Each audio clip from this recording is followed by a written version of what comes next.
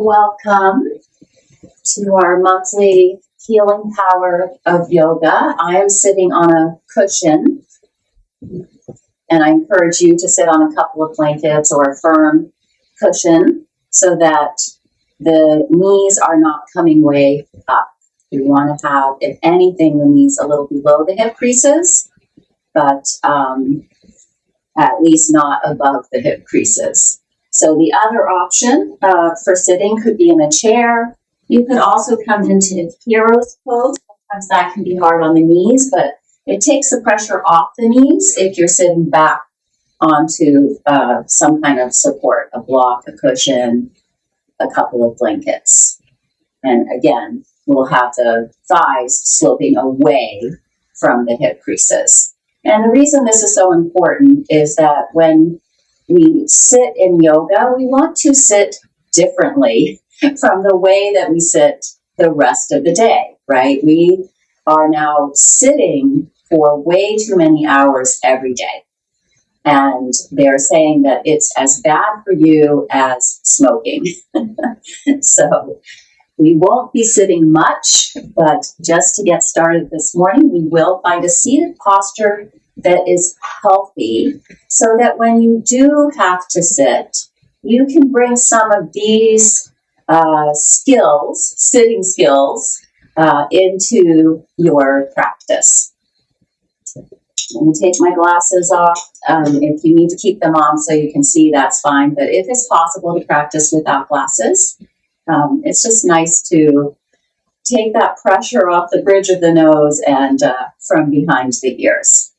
And then take your fingers out to the sides and tent them a little behind you and lightly press down through whatever fingers can reach the floor. Not all of mine can quite reach.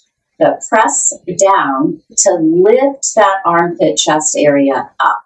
And as you do that, you should also feel that the low belly lifts to support that rise of the chest. So we live in a very competitive society, but our bodies are not tuned in to that. They are very collaborative. They are very supportive. Each body part is trying to support all the other body parts, and every system, the immune system, the endocrine system, the circulatory system, and the respiratory system, and so on and so forth. We're full of systems. They're all trying to work together. They communicate well. They collaborate well. So whatever's going on out there in the world, in your body, in this beautiful microcosm, which your spirit is inhabiting, there is cooperation. So press down through those fingertips and feel that that helps to lift up the armpit chest area, and the belly wants to help as well. So the belly lifts a bit, and then take the tailbone down, and that should bring those sacrum back a little and pull the navel back towards the spine. None of these actions are vigorous. None of these actions are straining or even forceful. They're small and they're effective. And then press the outer edges of the feet down. Unless you're in hero's pose, then press the fronts of the feet down. But feel what happens when you press the feet down. The knees come down a bit, and then hug the outer knee to the outer hip. That would be true for whatever seated position you're in. And let the inner groin reach towards the inner knee. Again, small but effective movements, right? So we often are looking for the big, dramatic change. And in yoga, yeah, sure, that could happen. There's very dramatic poses in yoga where we'll not be doing any of those today. You don't get to those big, dramatic postures without understanding the little movements that are so powerful. So just be here for a moment. Reach up through the back of the neck. Reach up through the crown of the head. Recede the face. Lightly pull the face in towards the back of the skull. Close your eyes or gaze at a still point out in front of you. And begin to observe your breath. So we start by stopping. shift into all nostril breathing as soon as you comfortably can, if you can. I'll be offering a lot of different modifications and variations. You choose what's best for you. So part of yoga is you learning about your body, what you need, and giving that to yourself and supporting yourself. And then if you can, I will quickly teach ocean breath. If you already know it, go ahead and move into it. If you don't, it's about bringing the breath from the base of the throat into the lungs and then releasing from the lungs from the base of the throat. So instead of trying to pull the breath in through the nostrils, we're pulling it from way down here. So it's the glottis muscle, and you contract it as you do when you whisper or sigh. Filling up the belly, the ribs, the chest, and then releasing.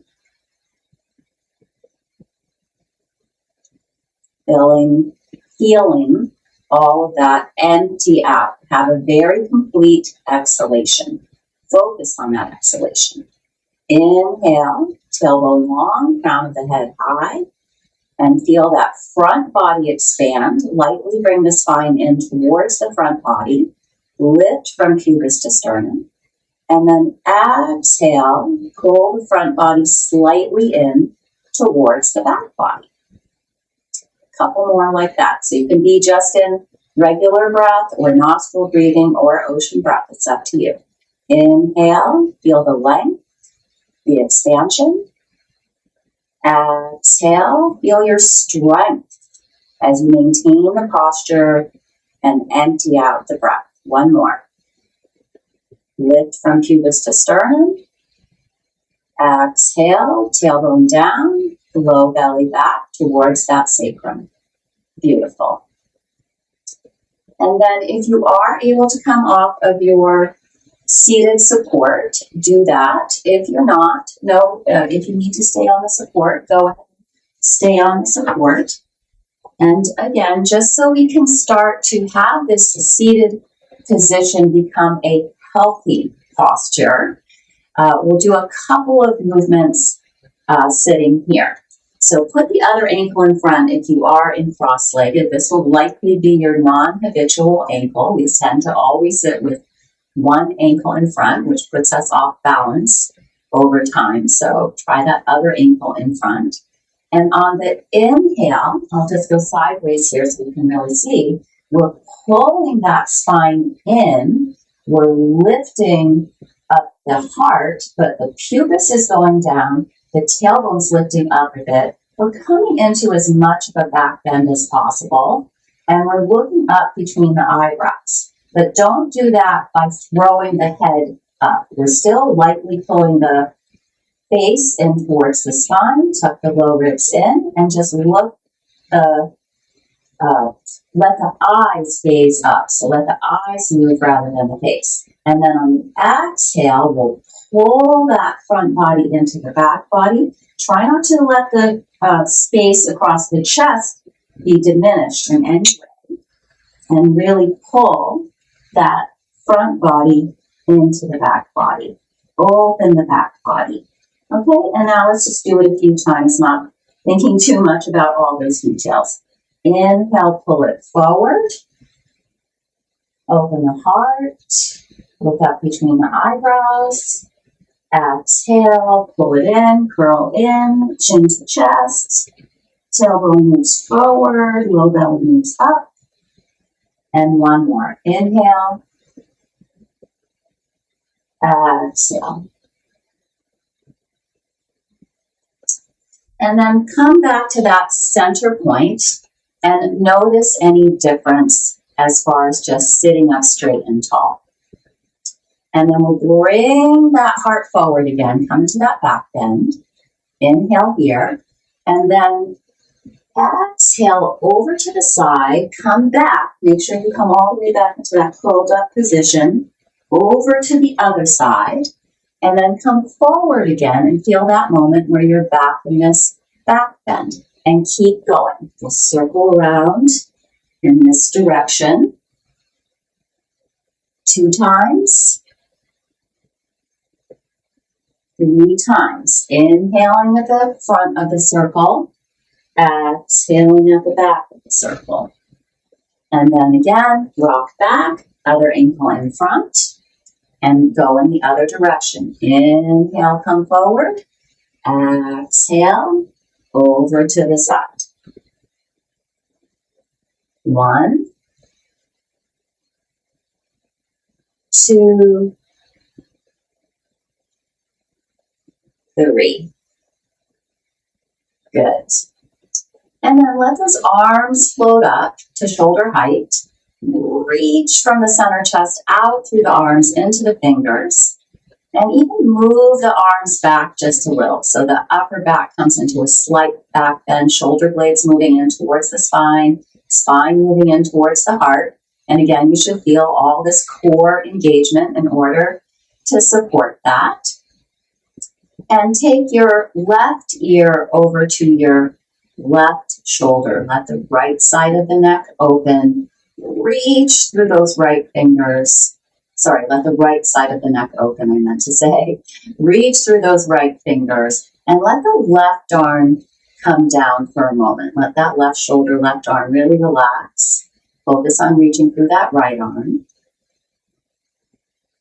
And then take that left arm, float it up, and wrap it around the head. Make sure you don't look down or up. Just keep looking straight ahead and just gently invite any amount more of movement here through that right side of the neck. And then release that down. Left hand comes down, firmly pushes into the floor, but the shoulder doesn't go up, shoulder goes down. Spin that right hand up to the ceiling and reach that right arm up. Try to have the straightest, longest right arm that you can. Be straight through that elbow, tighten the elbow, reach up through the wrist, the fingers, and lean over just a little. Keep that right sit bone reaching down and pull this left side body in. So lots of core work here. And then if you like, you can gently turn and look up to the right. And then gently turn the head back to center, come back through center. Feel that moment of being in center and lower the right arm down. And again, both arms up. Take that right ear over to the right shoulder. Reach through the arms. You might feel some flossing. There's a pericardium nerve here all around the heart, and it reaches out through the arms, through the wrists, into the fingers. So we call this flossing. If you can feel that, it's really good for that nerve, and it helps us to remember the connection between our hearts and our hands. And then take that right ear over towards the right shoulder. Try not to bring the shoulder up to the ear. The shoulder will want to help. There are some tendencies of over-cooperation, we might say, between all the different parts of the body. Let just the shoulder be neutral and really reach that right ear to the right shoulder, opening up the left side of the neck. And then let that right arm come down. And then reach the right arm up and over. You can hold on to whatever you can reach there. And again, this will really invite that right shoulder to come down and allow any amount of opening that is available, more available, that you might not have accessed. And again, don't turn the face down or up, just look straight ahead. And then float that right arm down and float that left arm up. Again, longest, straightest left arm you can muster. Left sit bone drops down. Pull that right side body in. Feel there's some core work here. And then gently turn the neck. So we're really working with the cervical spine just to get started. And look over and maybe up, if that's okay for your neck. Deep breath here. And then on an exhale, come back to center. So again, really notice what happens when you come back to center. And then take both hands up to the center of your forehead And just start to sweep across from the center out to the edges, as if we could decongest that prefrontal cortex. This is a very simple exercise that you can do anytime. You can teach it to other people. You know, just a relaxation. We really tend to furrow our brows and overthink things, second guess ourselves. This is the part that really doesn't trust the heart. And it also doesn't tend to see reality clearly, and yet we trust it all the time. I'm not saying it doesn't have a purpose. It definitely needs to evaluate and categorize and try to understand, but we need to let it be a tool and not run the show. And then come to your temples and just gently make some circles there. And come to your ears. We're getting so much information, and just pull. It's almost like you're trying to get Dumbo ears here, but a little bit at a time. So top, pull out, go down, pull out, go down, pull out, earlobe, pull. And then you can even get into all those little crevices. Notice how much tension we're holding in our ears as we try to receive all this information. And then make some little circles in the jaw. This is where the ego lives. And the ego can cause suffering. So we want to relax the ego. Let that go. And then come down, gently stroking the neck. And let the hands land at the heart, one hand on top of the other. And let your heart feel those loving hands. And let your hands feel the loving heart. Beautiful. And from here, we'll come into a reverse tabletop position. So take your feet out in front of you, hip width apart, knees are bent, hands are behind you, fingers facing you. You might have to move the feet in a bit. Find where you need to be.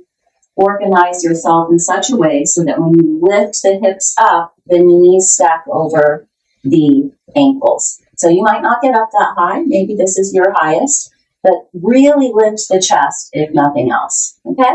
So here we go. Settle down. And inhale, press into the feet. Move the knees away from you. Activate the inner line of the leg. Don't let the head hang, but don't do this either. So just let the cervical spine be a natural extension of the spine. And exhale, come down and do that curling in that we practiced earlier. 2 more. Inhale, lift it. Maybe feel something in your glutes. Feel that inner shoulder opening.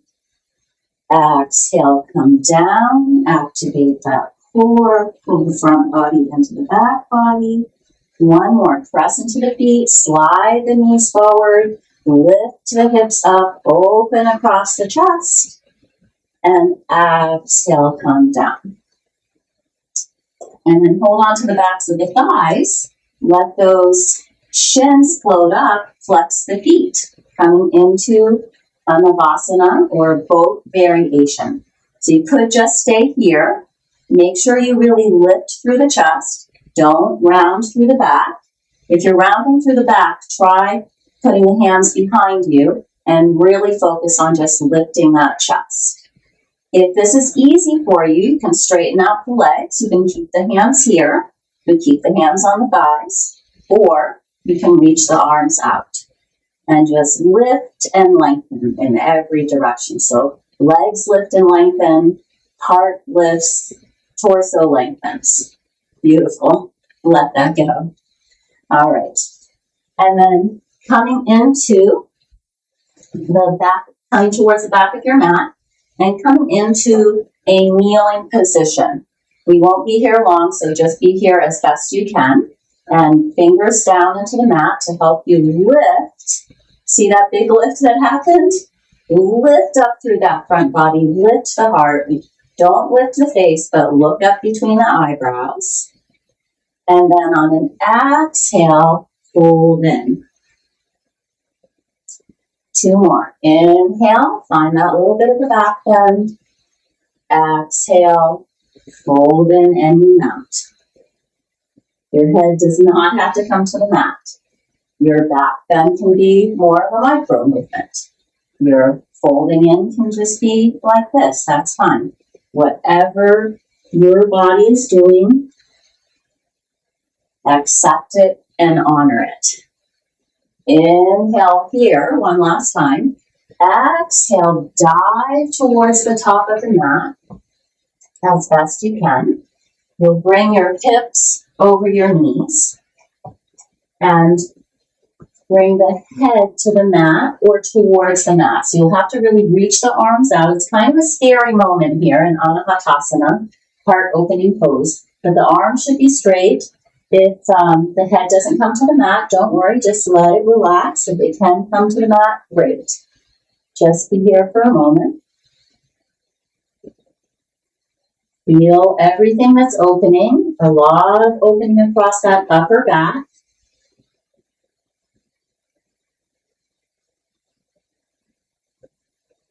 Try to lift the low belly towards the low back and reach the tailbone away from you.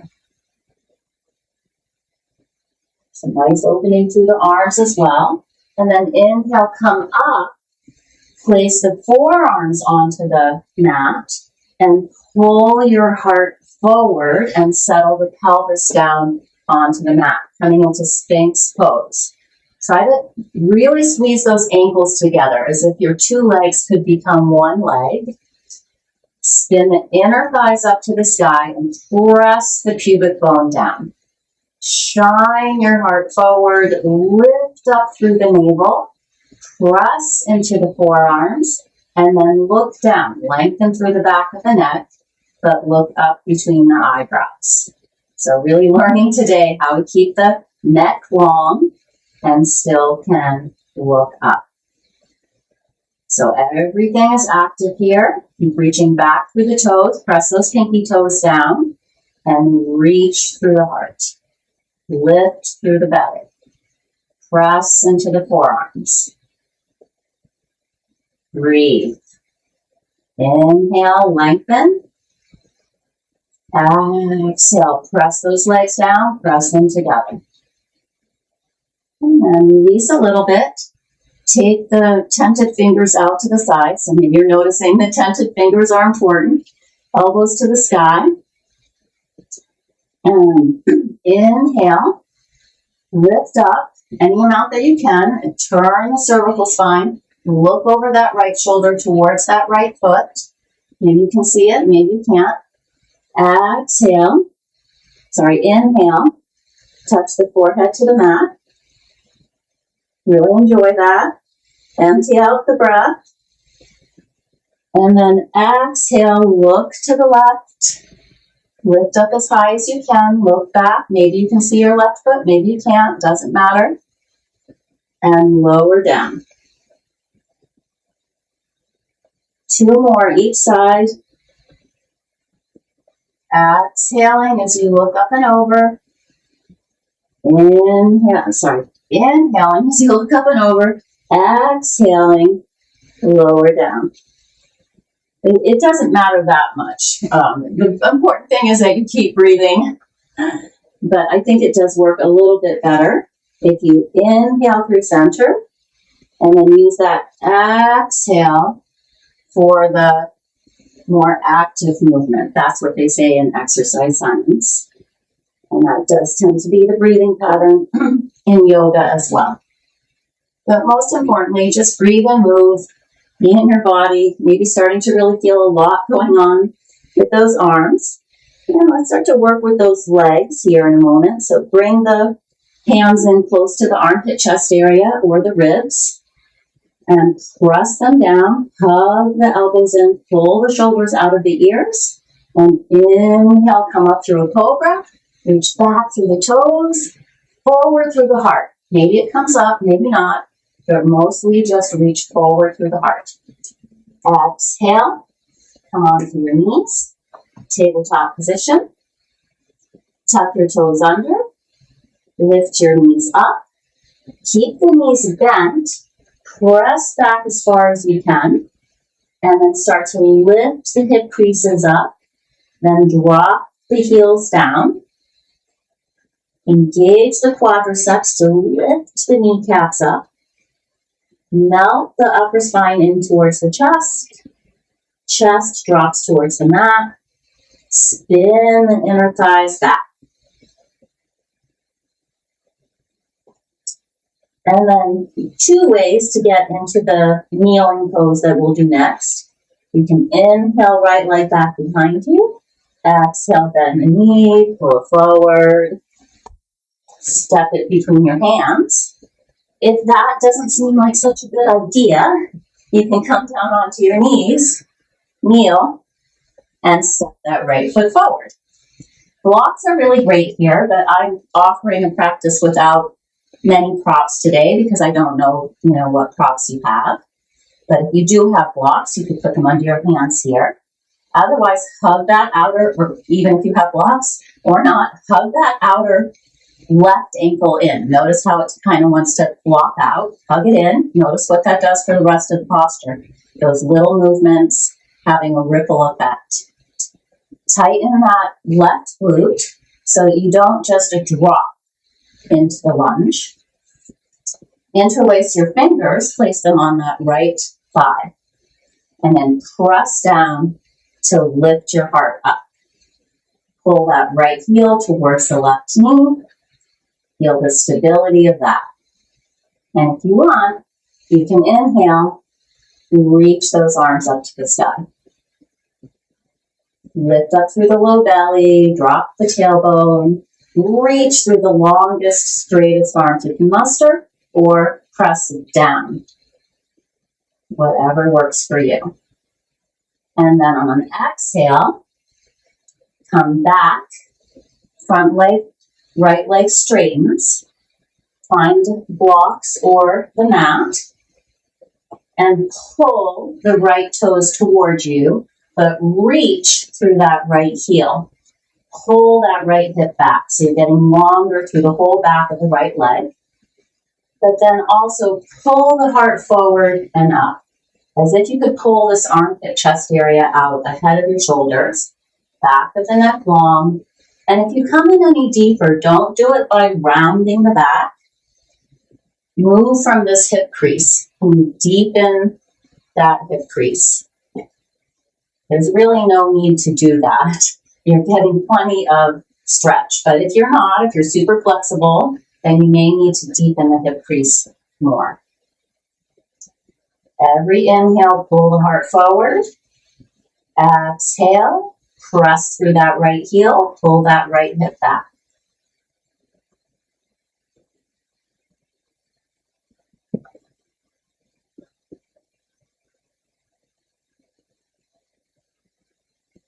And then come into the lunge again. This time, keep the hands down. Take the left fingertips or the palm to the mat. Take this right hand onto your right thigh. And then spin your ribs to the right. So take these right ribs up, left ribs down. Try to keep the feet strong, pelvis even, and keep pulling that heart forward, sending that tailbone back. Couple of deep breaths here.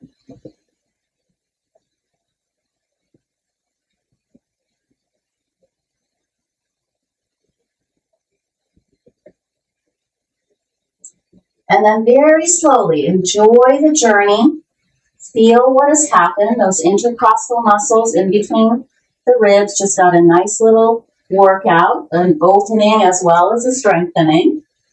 And then tuck the left toes under, lift the left knee up, plant the hands, step that right foot back.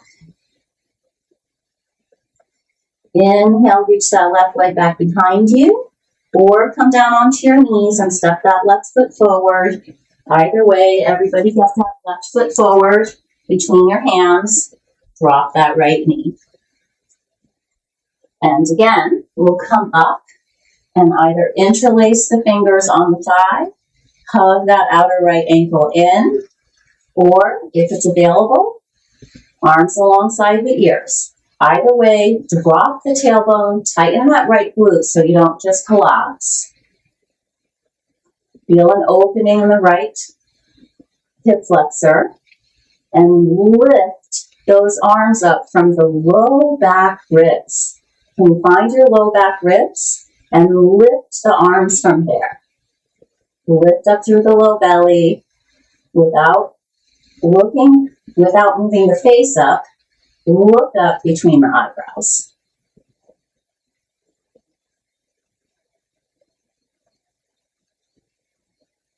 And then very slowly, bring those hands back. We want to have nice, smooth, slow transitions. There's a lot of transitions going on in the world around us. So let's try to manage those, navigate those with balance, that we maintain our balance as we go through the transitions. Pull that left hip back. Reach that left heel forward. Pull the left toes towards you. And pull the heart towards the toes. See if you can get a little longer through the sides of the neck, a little longer through the side waist. Again, opening up that left hamstring, but maybe even feeling a little bit down into that left calf.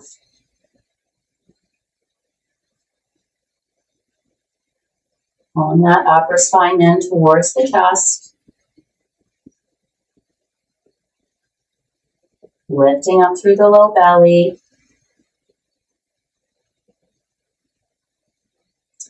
And then coming back into that lunge for our twist. Planting that right hand down, left hand on left thigh.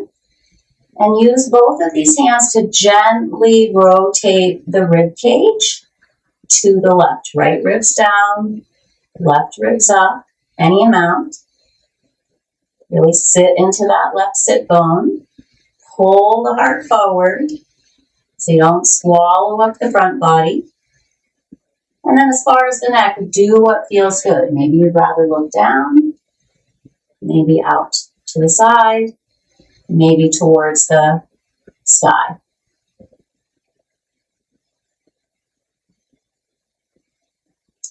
And remember to breathe. Breathing in and breathing out. And then unwind. Again, go slow here. Enjoy the transition as maybe even more than the pose itself. Plant the hands, tuck the right toes under, lift the right knee up, and set that left foot back. Downward facing dog. See how much length you can get here through the arms and the legs. Lift up, lift back, claim your space. And breathe. And then as you're ready, you can walk the hands back towards the feet. So you're at the back of the mat now. Inhale, float up halfway. Pull that chest forward, shoulders wide, back of the neck long. See if you can maintain all that. And try not to lose any of this space in the front body and come forward.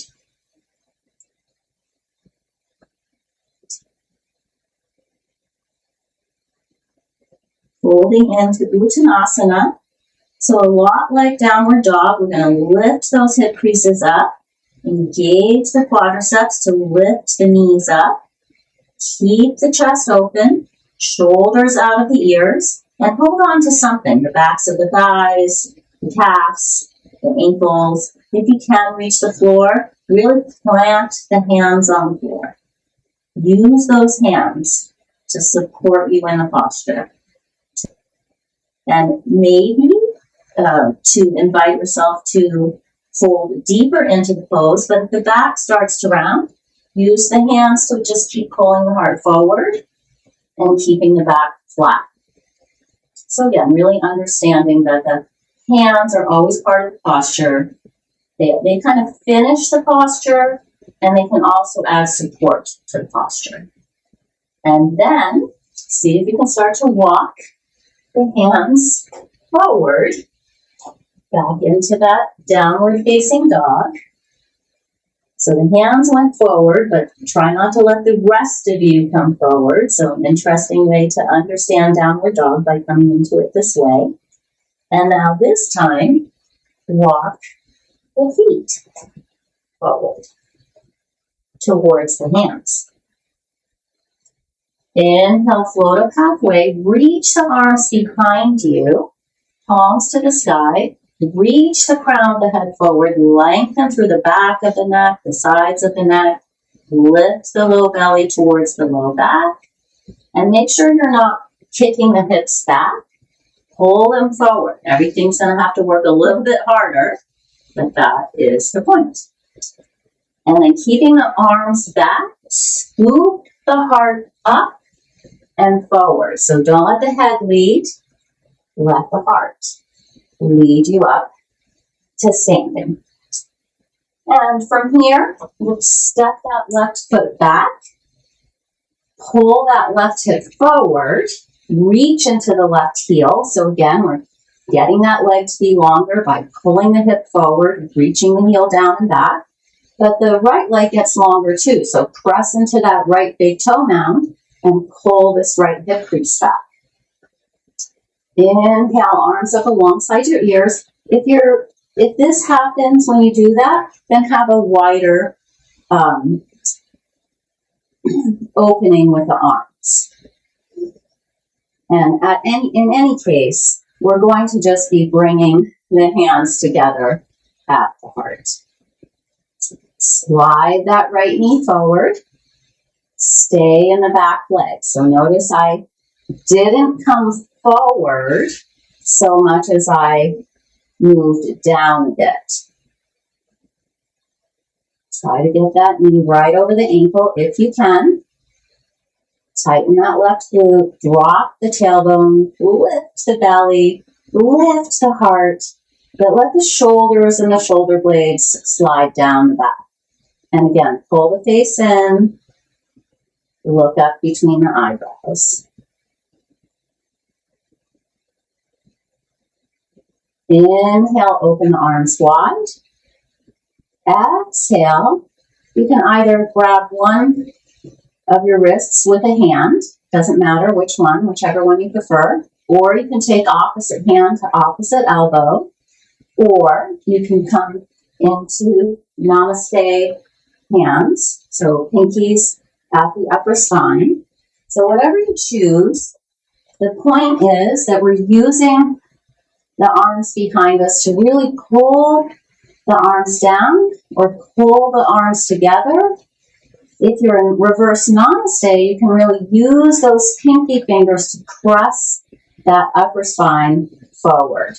So either way, using those arms again to help us get that lift and length and space through the front body. Beautiful. Warrior One variation. This is a pose about really holding up your truth. So usually we do it with the arms up, so there's a more literal physical embodiment of holding the truth up. But the truth is coming from the heart, right? So we've been working with really kind of checking that ego, pulling the face in, and opening the heart. So just lift that heart, lift the truth up that's in your heart. And then exhale, straighten that front leg, be in the back leg, still, and again. Same with the arms. You can keep the same arms, whatever worked for for Warrior One, Brave Warrior.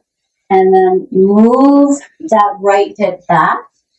Left hip slightly comes forward. Lift that right hip crease in and up. Don't let it collapse. Spin the inner left thigh back. You really need to press into your left big toe mound. So you don't need to come down far. You can keep a slight bend in the knee if you need to in that front leg. And again, don't round the back. Keep pressing the upper spine in. And deepen through that right hip crease to go deeper into the pose rather than rounding through the spine. 2 deep breaths here.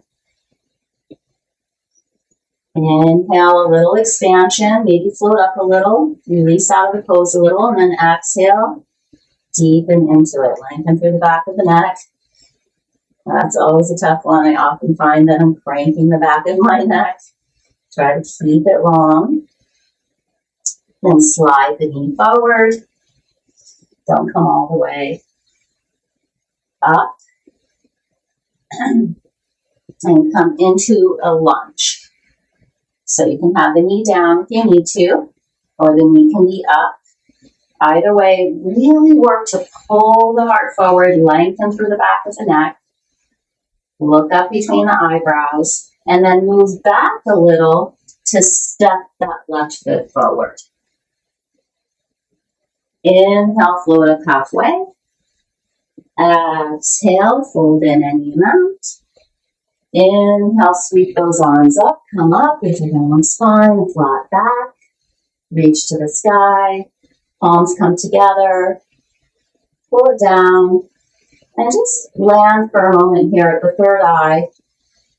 May we see clearly the lips, may our speech be pure, the heart, may our actions be loving. And then hands on your hips, step that right foot back as far as you comfortably can. Square off the hips, pull that right hip forward, pull that left hip crease back, and let that left knee slide forward. And just for a moment, let's try the arms reaching up, holding up that truth. But then slowly bringing the arms down to shoulder height. Press into that right heel, lift up through the low belly, drop that tailbone, and bring the hands together, center of the chest. And just feel the embodiment of the qualities of this posture. Strong into the earth, heart lifting up, gazing up between the eyebrows without lifting the face. And then inhale, open. Find the arms that work for you. Could be the wrist. Opposite hand to opposite elbow. Or reverse prayer. Thumbs away from you, pinkies towards you. Straighten that front leg. Press into that left big toe mound to help you pull this left hip back. Press into the right heel to press that right hip forward. Lift from pubis to sternum. Try not to swallow up the front body as you exhale. Lengthen through the back of the neck. Keep that back flat. Now slight bend in that left knee, but keep pulling that left hip back. It's like we're trying to roll this outer left hip back, and the outer right hip rolls in. So trying to keep the pelvis level, even though the legs are asymmetrical.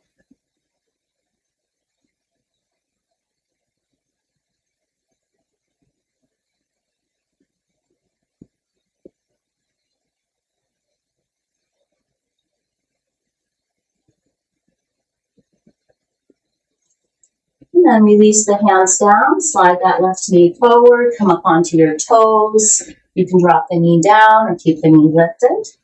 I'll just be in this lunge for a moment. Drop the hips, lift the heart, lengthen the back of the neck, look up between the eyebrows. And then move back a little to move forward, step that right foot forward.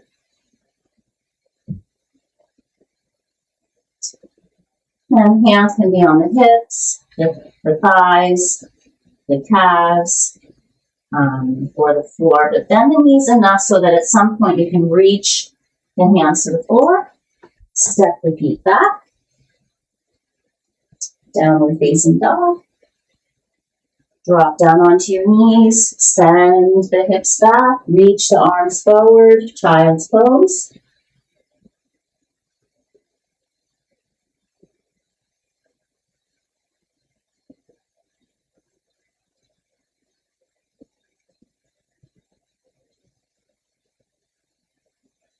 Deep breath in, deep breath out. And walk the hands up. Find your way up to a seated position. Cross those legs again. So here we are back and seated. And just notice after all those movements, we did a lot of belly down movements, standing movements, getting a lot of energy and strength through the legs. How does it feel now to just sit up straight? I'm not going to give you any cues, just for yourself. Feel if it is a little easier, if there's a little more freedom through the seated posture. That we will continue to move, and we'll actually still be getting into those legs. So tent the fingers out behind you. Inhale, lift and spread that chest. Exhale, come forward any amount that you can keep the chest out ahead of the shoulders. So maybe that's here. I do want you to feel some opening in these outer hips. So come as far forward as you can and feel that. Lengthen through the back of the neck. And put the tip of the tongue behind your teeth to the roof of the mouth. And this is going to help you relax the face so that you're not trying to do the posture with your ego or your jaw. So tip of the tongue to the roof of the mouth. Soft, easy breath. Slightly flexing those feet.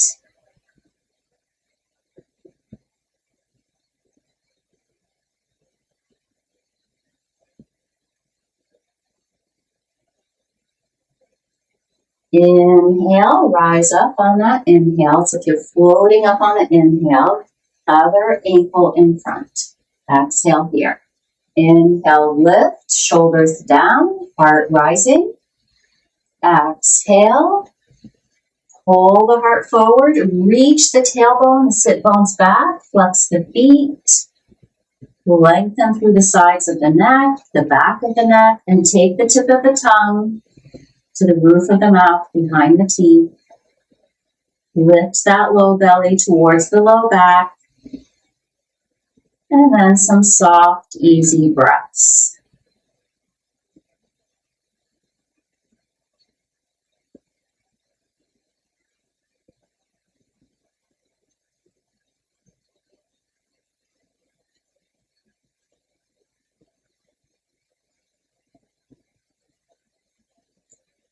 And inhale to come up.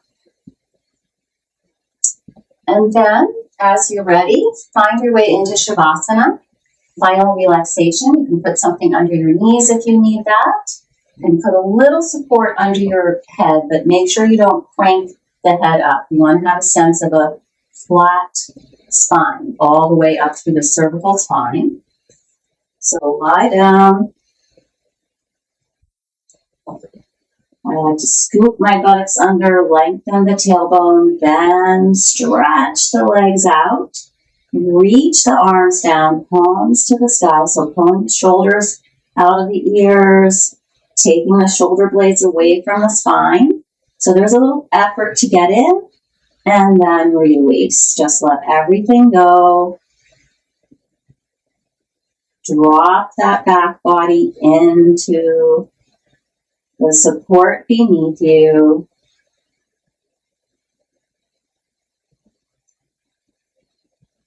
You can let go of the ocean breath if you were practicing that. Just return to your natural, unconditioned breath.